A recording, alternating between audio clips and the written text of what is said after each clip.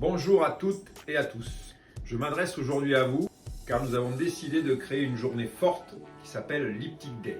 Et c'est une journée qui reviendra de façon récurrente tous les ans. Une journée où on va se rassembler, on va se réunir et on va venir travailler ensemble, venir échanger sur des éléments importants qui sont liés à notre activité, la formation professionnelle. Voilà 2 ans qu'on a connu énormément de mutations avec l'apparition des classes virtuelles.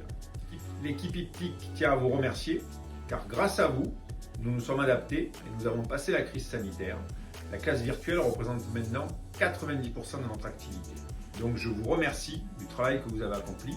Mais nous savons que cette classe virtuelle, cette digitalisation, elle ne va pas s'arrêter là. Donc dans les prochaines années, il faut qu'on continue à innover, continuer à se mettre à niveau. Et c'est pour ça que nous avons décidé de créer cette journée, l'Iptic Day, qui sera articulée autour de 3 temps forts.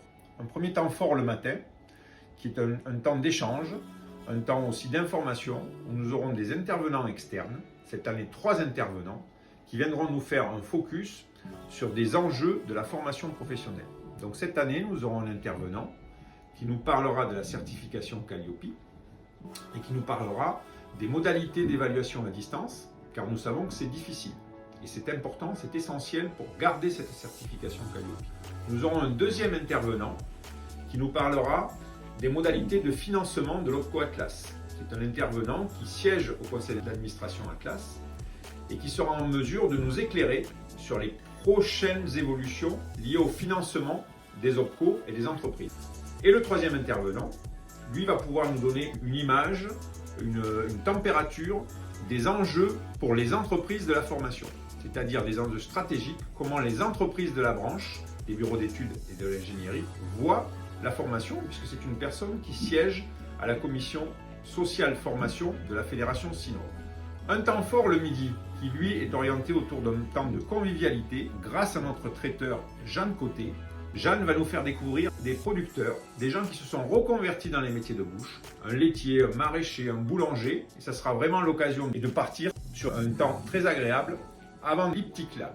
2 heures, 2 heures et demie de co-construction. On va travailler ensemble autour de choses importantes pour nous dans la formation à distance, les éléments d'évaluation des acquis.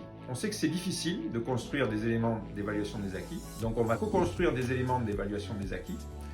Et d'ailleurs, vous aurez l'occasion, d'ici la fin de l'année, de pouvoir compléter ce travail avec des petites capsules qui vous seront proposées par notre partenaire Parcours Management d'1 heure à distance dans laquelle vous allez pouvoir vous perfectionner sur l'évaluation des acquis. Et pour finir, on reviendra avant de se séparer sur un temps de convivialité où on dégustera une bière et on construira chacun notre plaque de chocolat et vous pourrez repartir chez vous avec des surprises et des plaques de chocolat. Et c'est l'occasion de venir tous se rencontrer et que vous mettiez un visage sur un nom. C'est l'occasion surtout de recréer de la dynamique après ces 2 années de Covid, de recréer une journée en présentiel.